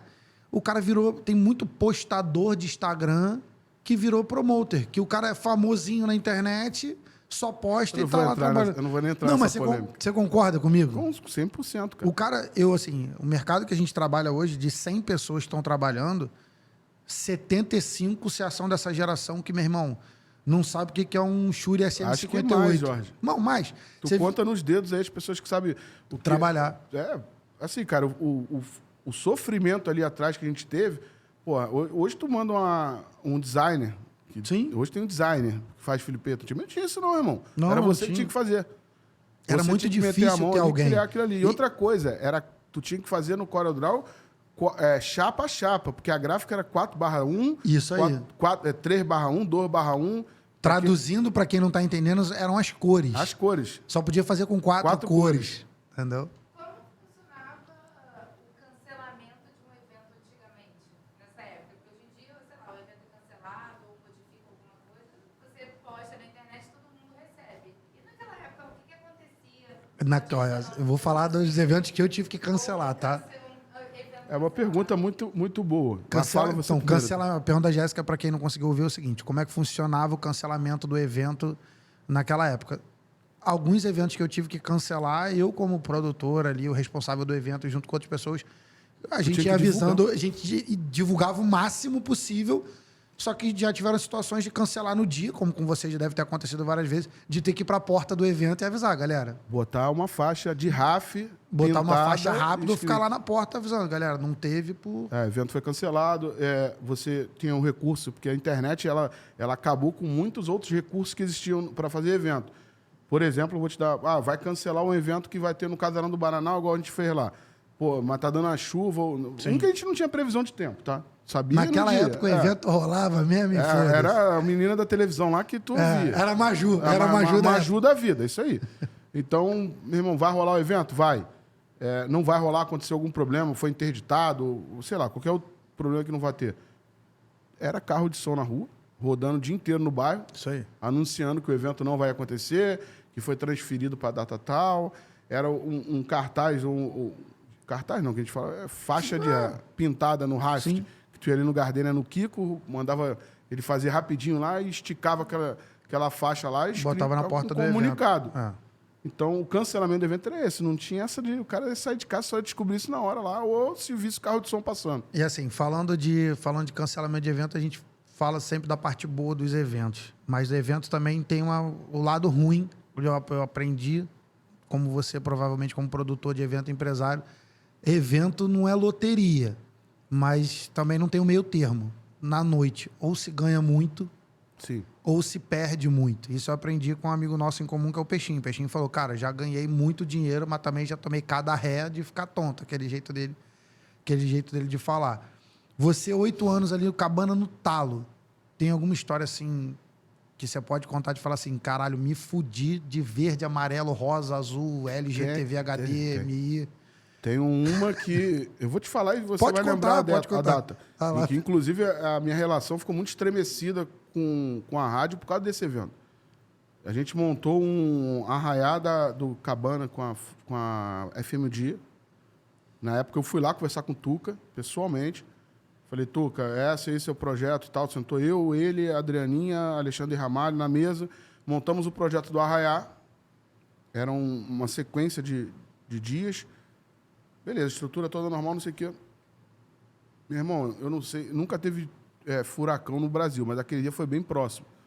Foi o tal do ciclone do Eduardo Paes, que ele mandou fechar tudo. Cara, fechou tudo. Até o negócio do Papa, lembra do Papa que ia ter? Eu lembro Foi disso. Cancelado o negócio do Papa, caiu a aguaceira, Qual foi o nome da parada que o Papa veio pra ficar lá? Ia ser na praia de Copacabana? Não, ia ser em Guaratiba. Não, Guaratiba. Campos Fidem. Tudo, isso aí, acabou. Como é que é o nome? Jornada Mundial da Juventude. Isso aí.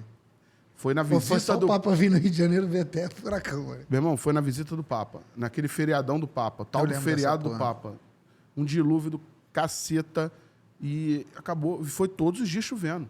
Acabou o evento. E assim, antigamente a gente era muito aventureiro. Tu fazia um negócio contando com ovo, né? É. Tu faz ali, meu irmão, vambora, chega na rádio, fecha tudo, assina o que tiver que assinar, a rádio é parceira, mas tem uma garantia. Sim. E aí, pô, essa garantia a gente não pôde cumprir de imediato, que logo depois houve, essa semana aconteceu, e isso gerou pra gente, foi até onde eu fiquei, não fiquei chateado, eu entendo que é um negócio deles. Foi igual eles falaram comigo, pô, cara, isso aqui é meu negócio, a FMD você tem um contrato, tem que cumprir, tem que pagar, meu negócio é esse, o teu é aquele, beleza. Só que aconteceu um problema com esses dias de chuva, que desceu um barranco lá do Cabana, atrás do Cabana tinha um barranco. Desceu, foi aquela água-ceira caindo, não sei o quê, o Ministério Público foi lá e interditou o Cabana. A gente, nesse tempo, acho que eram 5 dias de evento, na terceira tentativa de fazer o evento, porque o evento não aconteceu, chegou o pessoal do Ministério Público e interditou o Cabana. Por causa do risco de desmoronamento e atingir as pessoas que estavam ali embaixo. Então, essa compreensão que às vezes ficou meio estremecida com a rádio, que a gente era um grande parceiro da FMD, sempre levantamos a bandeira deles e acabou que nesse momento, não sei se eles não souberam, enfim, houve uma cobrança sobre o que a gente deveria cumprir, comercialmente falando, e a gente não tinha como, porque a casa estava fechada. Então ficou meio estremecido, depois, lógico, foi resolvido, foi pago, ficou tudo certo. Hoje tu que é amigo, parceiro, a FMD é nossa, parceira pra caramba. Mas são coisas que acontecem de mercado. Sim. Eles não tiveram acessibilidade, poderia que fosse ao contrário, ali a você gente tivesse. Igual você falou, a gente se fudeu de verde e amarelo. Número? Sei lá, meu irmão. Não tem como mensurar esse prejuízo. Foi muito... porque foi 4 eventos, show de todo mundo. A rádio que ficou devendo, só na FMD lá, sei lá... Acho que tinha uma garantia ali de 10 mil todo dia, mais o anúncio da rádio, com um contrato que na época era de 30, 40 mil, sei lá, por mês. Fora toda o staff, aquela coisa, sei lá. Atração, tudo mais. O que acontece, cara? Quando tu tem uma casa, é diferente. Se fazer um evento é uma coisa. Tu fez ali, tem que pagar. Bate muito em cima, então, do que o próprio Peixinho estava falando, uma das 1000 histórias do Peixinho, ele falando. Que à noite ou tu ganha muito... Ou perde muito. Ou perde muito. É muito difícil o meio termo. Mas, então, com a gente como Cabana ali, a casa, eu acho que foi a maior porrada ali que teve foi esse evento que a gente fala da Semana do Papa. Eu acho que quando tem casa, tu dilui. Tu tem um prejuízo ali naquela coisa, mas tu dilui nos outros dias. A casa vai funcionando, tem que resolver a FMD. Pô, manda um dinheiro para lá, tem que resolver o artista tal. Pô, toma um dinheiro aqui. E o cara da tenda, o cara das barraquinhas, o touro mecânico, meu irmão, aí tu vai pagando. Toda semana tu cria-se uma dívida e vai quitando ela. Agora, quando tu faz um evento específico, só no próximo para tu recuperar. Filho. E às vezes não deu tempo de recuperar por causa do tempo. Então, aí tu tem que ter parceiros que entendam isso. Fala, pô, irmão, o cara se fudeu ali, mas no próximo evento dele, a gente vai e recupera o prejuízo. Então, acontece. E evento, o nome já diz, é eventual. Né? Tudo pode acontecer. Pode acontecer de tudo. A gente falou de Cabana, a gente falou de Barra Music, a gente falou Lambagito, mas uma coisa assim que você como empresário da noite também tem que reconhecer como você ajudou muita gente. Outras casas ajudaram muitas pessoas. E uma casa assim que eu vejo que ajudou muita gente é a Ilha dos Pescadores. É impressionante como... Foi outra escola de muita gente ali. É isso que eu ia falar. A Ilha dos Pescadores foi a escola de muita gente. Do produtor de evento, do cara do staff e de grandes artistas. Eu vejo grandes artistas falando, pô, comecei lá na Ilha dos Pescadores, fazia lá de 15 em 15 dias, eu estava na ilha, eu vivi momentos na Ilha dos Pescadores. Então eu acho que assim, a noite do Rio de Janeiro, vamos botar assim, dos anos 90 para cá, a Ilha dos Pescadores formou muita gente, né? Sim, a ilha foi uma referência não só a ilha era a vitrine do Rio de Janeiro. Não falo da vitrine casa, eu falo a vitrine... A gente vai chegar na parte da vitrine também. Quando eu cito vitrine, o nome, eu falo que era tu estar na Ilha dos Pescadores te posicionava na noite carioca de alguma forma. O cara fez um evento na Ilha dos Pescadores. O cara dança na Ilha dos Pescadores. O cara é o DJ da Ilha dos Pescadores. O cara é a banda que toca na Ilha dos Pescadores. Era uma vitrine para o Rio de Janeiro na noite. Então, você trabalhar a Ilha dos Pescadores é ali uma vitrine, uma escola. Ficou muitos anos. Aquilo ali era sexta, sábado, terça, se eu não me engano, e quinta. Ou era quinta, Quinta era lambaróbica, sexta era uma programação de banda ao vivo. Teve Sábado, uma época que a galera, assim, dos eventos aqui, Barra, Jacarepaguá, fazia ali. Tinha a época do Peixinho, a época do sim, o Bob. Peixinho fez lá. Era a época do convitezinho da Ilha dos Pescadores, todo mundo ganhou, que era aquele barquinho. Tu lembra daquele convitezinho amarelo? Eu sou novo, Fon. Tu não pegou o convite Não, da Ilha? eu tô assim porque eu moro na praia, é Ferrugem. Era um Maresia. convitezinho quadrado, cara. O Cabana copiou isso da Ilha dos Pescadores. Olha onde eu te falo das As referências. escolas, as A escolas. escola. O convitezinho da Ilha dos Pescadores era um convite padrão, com a logo da Ilha dos Pescadores atrás, um amarelo com a logo da ilha. E na frente tinha os dizeres 1/0, que é onde a gente foi, volta daquele negócio da gráfica. Aham. Era uma cor só, era uma cor única, escrito cortesia até tal hora, assim, de lado, e a programação. Sexta-feira, sábado, quinta. Não tinha nada ali escrito o que era. Era um convitezinho básico. E o cara levava aquilo, apresentava e entrava. E a gente copiou isso no Cabana. Da cortesia Da ali do cortesia papel. do papel da Ilha dos Pescadores. Era exatamente igual. O Cabana era... A cortesia era a logo do Cabana e do outro lado, com a tarjazinha deitada, escrito cortesia grande. Então, eu copiei dali, da Ilha dos Pescadores. Então, tá aí a resposta para você. É uma escola para muitos. A Ilha dos Pescadores é engraçado que você pega pessoas hoje trabalhando na noite que trabalharam na Ilha dos Pescadores também, como produção e tudo mais. Aí, assim, a gente chega numa parte que dos grandes eventos, os mega eventos, Ilha dos Pescadores, Cabana, Barra Music, e aí o FON, política, sai de dançarino, MC, empresário e aterriza na, hoje, melhor boate do Brasil há 7 anos. Como é que o FON chega na vitrine? Como é que o FON está na vitrine? Porque eu vejo a importância do FON, por um lado, como amigo na vitrine, e vejo a importância do FON como funcionário na vitrine. Mas como é que o FON chegou ali? Então, chegou ali por quê? A gente fez um projeto na época do Carnaval de Rua do Rio de Janeiro. O Peixinho sempre foi um amigo meu. Eu conheço o Peixinho há muitos anos, irmão. O Peixinho, diga-se de passagem, pode até deixar gravado, ele é um cara complicado pra caralho. Se tornou... Mas ele é gente Mas boa. o Peixinho, quem é amigo dele... Sabe que é diferente. Quem é amigo dele e quem ele é amigo, atura, porque sabe que o cara, depois de toda aquela capa, tem um coração 5 vezes o tamanho dele, que Cara, também não é difícil. o Peixinho eu já vi uma vez ele... Eu não vou contar isso não, porque senão vai dar problema pra ele. Ele vai me matar. Mas já vi Peixinho em situações ali de cavar as coisas ali, sabe? O que a gente fez ali no começo, ele Sim. participou. Ele veio da mesma escola. terra arada ali, entendeu? Aham. Então, é um cara que entende pra caralho, sabe o que tá fazendo. Ele pegou, assumiu, na época, o Carnaval do Rio de Janeiro, o Terreirão do Samba e o Sambódromo, né? Blocos de rua e tal, me chamou para poder fazer parte desse projeto e eu fui. Eu estava saindo, já tinha saído do Cabana, estava cuidando da empresa da minha família. Tinha largado a noite, mas fiquei 2 anos afastado de noite. Eu tirei 2 anos de férias da minha vida.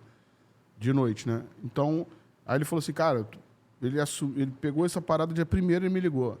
Tinha que fazer o carnaval em, sei lá, 1º de janeiro, o carnaval era final de fevereiro. Aham. 2 meses para montar o carnaval do Rio de Janeiro. Começamos a fazer. Fizemos o primeiro ano, depois eu fiz o segundo sozinho, que ele não estava mais lá. E aí, teve um dia que eu fui na vitrine, eu ia para lá para curtir. Fui com a Rafa lá, e foi na época da saída da Marcela. Ficou lá muitos anos, a Marcela. Quando eu cheguei lá com a Rafa, ele me chamou, me ligou no dia seguinte e falou, cara, pô, sei que tu já foi dono de casa, isso aqui, tu vai ficar chateado comigo, mas queria te fazer um convite. Pô, tô precisando de alguém lá para poder estar junto com o Thiago, na época era o outro gerente lá, para poder cuidar lá da vitrine, não sei o quê. Eu falei, pô, vambora, irmão. Vambora. E fui, cara. E assim, minha parte lá é outra. Não tem nada a ver com produzir evento, fazer evento, nada Não, mais disso. ou menos, né? Não, Porque acaba que a gente de se vez em mete... quando tem que porque jogar um paraquedas lá pra salvar, tá no né? sangue, não tem jeito. exatamente. A gente vai ali e se mete. Mas minha praia lá é outra. É cuidar mais da parte casa em si, operacional, fazer o negócio ali funcionar. Até porque cada um tem que ter... Não adianta... Antigamente, sim, um cara fazia tudo, né? Sim. Hoje não precisa. Você tem o cara que cuida disso, o outro que cuida daquilo, subdivide as coisas para poder o troço funcionar. Até para não sobrecarregar, porque a gente era kamikaze, meu irmão. A gente sobrecarregava, né? A nossa escola, a gente foi aprender a dirigir um carro de Fórmula 1, tipo, na beirada da pista mesmo, e é isso, né? Aí, vai embora, o que tem que fazer? Peixinho já... A gente montava, eu lembro até hoje, ele mexia com madeira, tá? Mexia de verdade, era. A família dele era marceneiro, o avô, acho. E ele foi criado dentro da marcenaria ali. Então, a gente pegava, ele pegava as madeiras, a gente cortava ali, montando tapume, fechamento. Hoje em dia, tu liga para a empresa e contrata a placa de fechamento. Mas antigamente a gente ia ali, cortava perna de 3, pregava para fazer o fechamento do evento, cercamento, né, que fala. Mas hoje em dia, tu liga para uma empresa e contrata, o cara vai lá, monta aquela coisa, depois acabou, tira.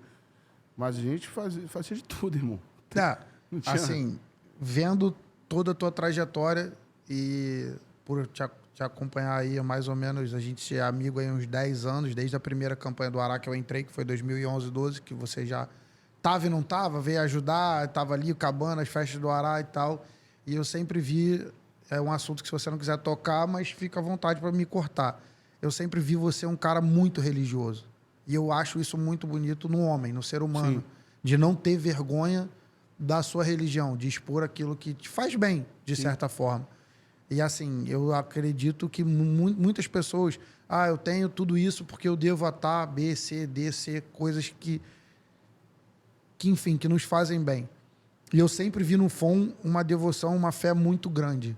Aonde você encontrou essa tua fé que é muito grande, que você é um cara que exala isso. Eu acho isso muito bonito. Então, cara, primeiramente deixar claro, minha religião é espírita, sou macumbeiro. É do jogo. É isso. Mas tu é contra a igreja? Pelo contrário, cansei de ir. A gente ia para Igreja Batista, para missa, para centro espírita kardecista. Problema nenhum. Acho que a busca da fé, quanto mais você se alimenta de fé, a fé é um combustível, irmão. Sim. Para você seguir, às vezes você precisa... É um combustível esquecido, que a pessoa só lembra da fé quando tá precisando. O cara tá fudido, tá na merda, o caralho, ele vai lembrar da fé. Aí ele vai lembrar de Deus, ele vai lembrar do orixá, vai lembrar do padre, enfim, vai na igreja, vai na macumba, quando ele tá fudido. Se ele estiver bem, ele esquece. Ele deixa para lá. Então, eu sempre tive uma escola de fé muito grande, porque a minha família inteira, parte de pai, a minha avó é mãe de santo. Então, eu nasci e fui criado dentro da macumba, desde criancinha. Então, estava ali na festa do Herê, estava ali na festa do povo de rua de Exu, comecei nas festas, depois acendi um gongá. Para quem não sabe o que é gongá, é um altar de santos, né, que são imagens católicas, que é a junção do catolicismo com o candomblé. Daí que nasceu a Umbanda.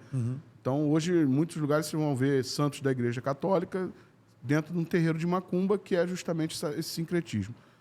Então, acender um gongá, desde criança eu sei acender, então, montagem, aquelas coisas todas. Então, sempre vivi nesse universo e aprendi.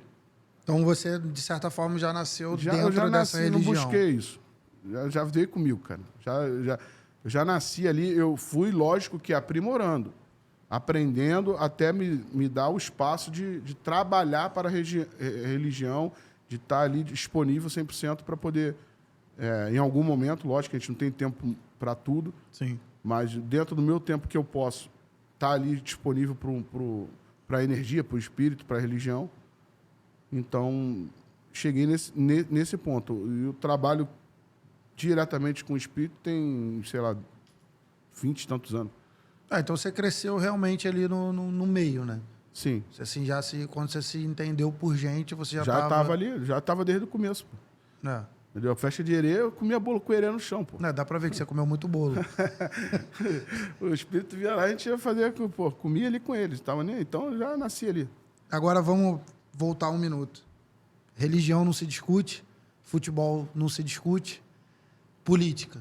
O FON trabalhou com política há muito tempo, mas a gente chegou num momento no Brasil que ou tu é Vasco ou tu é Flamengo.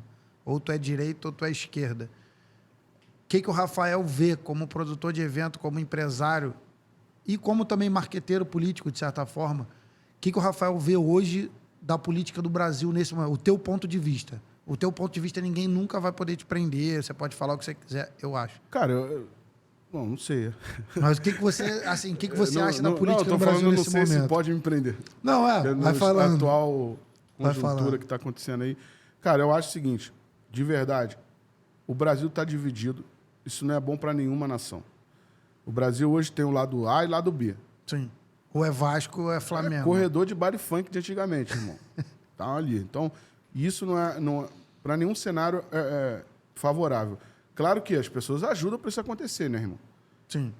Entendeu? Pô, você tem um presidente, que eu acho que não tem nada mesmo, o problema dele, o que ele fez, não fez e tal, mas já tem um histórico de não era para estar ali, irmão. Você está falando do atual Estou falando ou do que... próximo. Se vier, o próximo. É, que talvez não Não suba. vou falar nem o nome, porque não sei se pode falar também, porque senão corta. Sim. Então, o próximo. Ele não deveria ter nem disputado essa eleição. Nada contra a esquerda. Eu acho que os ideais, cada um levanta o seu, irmão. Sim. Tem os ideais de direita, os ideais de esquerda, problema. Só que eu acho que o representante que eles escolheram para botar ali, eu não escolheria. Sim. Não. Você acha que poderia Eu falo o seguinte, eu não escolheria por ser... como é que eu Pelo consciência, histórico. sim, por consciência. Mas foi escolhido por saber que era uma possibilidade. Eu acho que a única que eles tinham de chegar e ganhar aquela eleição ali. Entendeu? Então, por isso que escolheram. E também eu tenho certeza que não escolheria, se tivesse dúvida. Resumindo, se o cara não fosse tão forte para poder ganhar a eleição, ele não teria, a esquerda não teria botado ele. Então você acha que se não fosse o Lula, não teria um nome para ganhar a eleição do Bolsonaro? Não. Você não via um outro nome assim? Hoje não. Acho que não. Acho que não. Também não concordo 100% com as coisas que o Bolsonaro fala, faz, enfim. Mas eu acho que dentro da ideologia dele, eu acho que ninguém, cara. Da esquerda ali do... Ele é um lado realmente diferente do negócio. Agora sim, vamos para a parte final. Só deixar claro uma coisa nesse negócio de política. Estamos nesse turbilhão de coisas acontecendo e vai começar, se começar, um novo governo a partir de 1º de janeiro. Temos que cobrar, Sim. fiscalizar, olhar, mas temos que querer que o Brasil ande para frente. A gente não pode torcer contra também. Não, lógico. Não sou... Bom, chegar e falar assim, pô, vou torcer contra o cara porque eu não gosto dele, eu não acho isso, não é dele. Se ele for o presidente do Brasil, se ele tomar a posse dia 1º, a gente vai cobrar, óbvio, mas vamos remar, a gente está no mesmo barco, irmão. E esperar a próxima eleição para decidir se ele deve continuar ou não. E ponto. Assim, vamos... Para a gente tentar fechar de uma maneira assim, não tão dinâmica, mas 25 anos de noite se passaram pelos seus olhos. Na sua vida, 25 anos de noite. Vamos arredondar. Passou rápido. Passa rápido. A noite, ela te desgasta também muito fácil. O tempo passa muito mais rápido para você. Porque tu dorme errado, tu vive errado. Come mal, Come dorme mal. Então, passa rápido. Então, não é uma coisa que demorou. Tu olha para trás e fala, pô, mas foi ontem que eu estava ali na escola dançando ali com o Guto e com o Guilherme, com o Roger, no coisa, foi ontem. E hoje estou com 30 anos de idade. Quantos anos ele tem, rapaz? Fiz 40 agora, cara. Tu foi no meu aniversário, tá doido? Então vamos lá. 25 anos de noite passaram muito rápido. Se você pudesse agora fechar os olhos e ver você daqui a 25 anos, qual conselho você daria para o Paulinho, para os seus outros filhos, para a Rafa, que está com você? Cara, fecha o olho e fala assim, daqui a 25 anos você vai estar com 65. Sim. O que você quer ver? O que você imagina que você vai ver de tudo que você viu até hoje? 25 anos para frente. O que você imagina que vai acontecer? Dos meus filhos? Não, fala num geral. O que você deseja para daqui a 25 anos a gente olhar esse vídeo no YouTube, os dois vão estar velhos, barrigudo, a gente já tá... Olhar e falar assim, caralho, eu falei isso e isso aconteceu. O que você imagina daqui a 25 anos? Eu espero não ter que estar trabalhando na noite, 25 anos para frente. Porque não vai aguentar, o corpo não vai aguentar, não tem jeito. Espero que coisas aconteçam na vida da minha família, enfim. Também trabalho à noite, mas também penso em outras coisas. Sou empreendedor, gosto de empreender. E uma hora vai ter que parar, irmão. Porque a noite é uma cachaça, te vicia. Sim. Entendeu? Tu para, daqui a pouco tu sente falta dela, quer voltar ali, não dá para explicar. Sim. É uma parada que quem nasceu para ser da noite, quem nasceu para ser de evento, tá no sangue. já nasceu e desde dali de criança tu vai ver que vai ser. Tu fala assim, pô, esse cara tá fazendo aí, fez um churrasco, botou 100 pessoas, chamou, não sei o que, acabou. Tu já sabe que aquele cara ali vai trabalhar à noite. Sim. A não ser que, pô, esteja uma obrigação de fazer uma outra coisa. Sim. Mas eu espero que daqui a 25 anos, que a gente esteja vendo isso aí na internet, num sítiozinho na beira da piscina, comendo churrasco. Nosso famoso churrasco. Churrasco e sem estar preocupado em ter que acordar daqui a pouco para poder estar virando noite. E espero que meus filhos sigam, lógico, o caminho que eles queiram. Mas não... Se você perguntar para mim, você gostaria de ver teu filho na noite? Não. Não. Não. Você não quer que o Paulinho vire um produtor de evento como você? Não. Cara, a gente rala muito, velho. É. A gente rala muito, a gente passa por certas coisas que é difícil. Eu não gostaria, mas se ele for, também não vou ser contra. Tem um bom professor em casa, né? Mas, assim, eu acho que também a época é outra dele. Os eventos Cara, os eventos estão... É bem complicado, o futuro de evento, tá? Se for parar para pensar legal nisso, que hoje você ter essa geração nova... É muito fácil as coisas para essa galera, entendeu, irmão? Ele pega ali, ele posta um negócio, ele viraliza na internet, acabou. O cara vira um fenômeno, tá rico, milionário com 15, 16 anos de idade. Até menos. Isso é verdade mesmo. Então, tá fácil você conseguir... Antigamente, você fazia evento para chamar atenção. Começa assim. Uhum. Eu vou fazer um evento que, pô, o dono do evento é o cara, não sei o quê, blá, blá, é o popular, né? Sim. Hoje, de popular, tu virou influencer. O nome mudou, mas... Sim. Era a mesma coisa. Popular da escola. O Jorge Leite era o popular da escola. O Fon era o popular da escola. Hoje é o influencer. É verdade. E as pessoas acham que fazer festa, fazer evento é mole, né? Eles acham que tá lá bebendo, se divertindo, curtindo, mas não sabe tudo que funciona por trás, né? Jorge, essa galera não precisa fazer o evento. Essa galera hoje que tipo assim, tá no meio do evento, o influencer, o cara... O postador de Instagram. Ele não precisa fazer o evento. Até porque ele vai ali, a moeda de troca dele é muito cara. Sim. O cara chega ali e fala, meu irmão, eu tenho 2 milhões de seguidores. Vou postar teu evento aqui, não sei o quê, eu quero uma parte da sociedade. Essa galera que faz o evento vai ter que sempre existir. Que faz o negócio acontecer. Um peixinho, vai ter que ter um cara assim. Não tem jeito. Que é o cara que está ali no beabá, no feijão com arroz, cozinhando o negócio. Que sabe fazer o negócio andar. Só que hoje a gente também não vive sem esses caras. A balança tá pau a pau, né? Irmão. Hoje a gente, o produtor mesmo, o dono do evento e tal, ele depende dessa galera. É verdade. Via de mão dupla. É isso. Valeu pra você? Valeu a pena ter vindo aqui? Foi bom.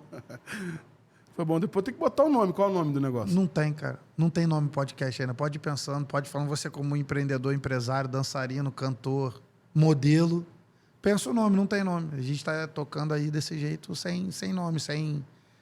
A gente não parou para pensar ainda, porque a gente quer receber pessoas como você, de grande influência na noite, de toda a tua história, tudo que você tem para contar. Mas a gente também quer conhecer aquele cara que está chegando agora. O próprio postador de Instagram pode chegar aqui agora e contar, cara, eu encho um evento com um post meu no TikTok. Sim. A gente quer receber esse cara, mas a gente também quer... E ele não está mentindo. Não está mentindo. A gente quer receber esse cara, a gente quer receber político, a gente quer receber empresário, MC, cantor, a gente quer receber, cara, todo mundo que quiser vir aqui contar uma boa história, porque a situação é a seguinte, todo mundo tem uma boa história. E o podcast, a internet, a liberdade, que é o nosso bem mais precioso, hoje está proporcionando grandes histórias para todo mundo. O Fon se sentar aqui com o Renan, esquece. São outras grandes histórias. Tá entendendo o que eu tô falando? Então, aqui o espaço... Tem como tu resumir tua vida Não tem como. A gente está aqui há 2 horas. Não tem como. Então, uma situação assim, aqui o estúdio tá de portas abertas para receber quem quer contar a sua boa história. Pô, Jorge, quero contar uma boa história. Vem aqui, aluga o canal, aluga o horário. Vem aqui, conta a sua boa história. Se for um amigo meu, se fosse alguém que eu achar que vale a pena, eu vou convidar. Igual eu fiz com você, tudo bem. Foi meio em cima da hora, mas amigo é para isso mesmo. Vem cá, vamos gravar. Mas eu acho que assim, a internet está aqui para isso, o estúdio está aqui para isso e para contar grandes histórias. Todo mundo tem uma grande história para contar que na mídia tradicional não iria chegar. Sim. E agora tem um estúdio aqui para alugar, tem esse podcast que ainda não tem nome, mas se Deus quiser a gente vai pensar em algum nome. Mas assim, a gente está fazendo o negócio andar. Como você empreendeu 25 anos atrás com as festas e tudo mais... Isso aqui é a nova geração. Daqui podem sentar pessoas aí que vão repercutir muito. seus vídeos, seus cortes podem repercutir muito. Quem sabe você não vira aí um famosinho do TikTok pelas tuas palavras. A gente não sabe. Sim, e assim, eu também não tô falando mal dessa galera não, tá? Não, muito pelo Estou contrário. falando que são coisas que hoje um produtor raiz, vamos falar assim, Sim. ele depende dessa galera também, tá, irmão? Claro, óbvio. Sem essa galera não roda mais, não faz mais. Não faz. Você fala assim, Fon, você hoje como empresário quer montar uma casa de show? Eu posso até montar, mas eu vou ter que chamar o cara lá para Que é poder famoso tá na junto, rede irmão. social. Porque eu sei que eu não vou conseguir chegar ali e fazer um negócio e vou ter a mesma expressão que um cara que é mais fácil o caminho, entendeu? Sim. Do que eu ficar ali remando, começando uma história para chegar no que o cara faz em 1 minuto. Isso é eu tenho verdade. que, vou rodar filipeta, vou pra rua dar filipeta, Não, já vou não botar anda carro mais. de som, vou botar lambi-lambi, vou botar faixa. Vou fazer mais isso, irmão. Não É anda melhor mais. chamar um cara que vai meter, igual tu falou aí, vai meter, eu encho o meu evento com um post. É verdade. Pra mim, é mais barato também, Não, sem dúvida. Sem dúvida. entendeu? Porque a rede social ela veio para ajudar muito os eventos. Isso eu acho muito bizarro. Ajudou tudo, cara. Então, tudo, mas eu acho que evento foi um mercado que ajudou demais a rede social. Como eu te falei, tu pegar uma música hoje, tu manda, pô, saiu... Vamos imaginar que o Lambagito venha para 2025. Aham. Uma nova formação, por favor. Sim. Tá lá, o pessoal começou e tal, não sei o quê. Pô, meu irmão, lançou uma música na Bahia, tu manda um WhatsApp aqui, fala assim, pô, manda essa música aí, manda um vídeo da coreografia, vai chegar Vamos aqui, tirar pô. essa música e tal. Vai chegar aqui em 10 segundos. Sim. Uma parada que eu tinha que ir ali, pegar um avião, Ir pra lá. ir lá, ver pessoalmente o cara, falar com o cara que inventou a coreografia. E ali. sentir se a música pegava ou não na galera. Não, né? mas não tinha essa opção, porque era determinado. Saía, era uma fita, cara. Saía uma tá. fita de... Fita que eu tô falando é fita de... Tipo, Que nem eu gravava, tipo, numa chamoada a vida. não. Os caras faziam assim, pegavam um lugar, uma praça, Aham. aí botavam uma câmera parada, gravava a coreografia de uma música que ainda não era lançada. Por exemplo, o Pissirico vai lançar uma música. Eles dão a música para a Trupe Dance monta a coreografia da música e grava aquilo ali. Monta-se uma fita cassete. Aham. Monta a fita cassete com 13 músicas, entendeu? Das 13 músicas com coreografia. Aquela fita rodava o Brasil inteiro, irmão. E não era o que mandava pelo Mercado Livre ou pelo Sedex, não. O cara tinha que ir lá buscar. Pô. Tinha que ir lá buscar. Pegava... Era fita e o MD, ou a cassete, até chegar no CD. E não tinha esse negócio, essa facilidade hoje. Hoje tu manda por aqui, tu chega a música, o vídeo, o clipe, tudo. Facilitou. É isso. Então é isso. Valeu, Gorducho. Obrigado, irmão. Vamos junto. Boa sorte aí. Pra gente. Deu quanto tempo? Faltou só a cachaça, meu irmão. Porra, a próxima vez que você me chamar aqui, me fala que eu vou trazer uma garrafa de